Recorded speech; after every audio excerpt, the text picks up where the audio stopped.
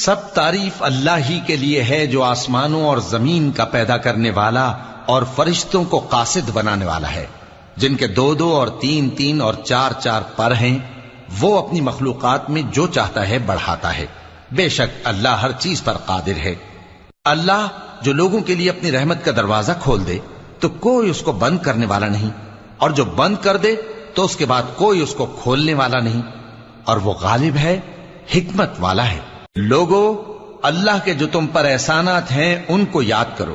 کیا اللہ کے سوا کوئی اور خالق اور رازق ہے جو تم کو آسمان اور زمین سے رزق دے؟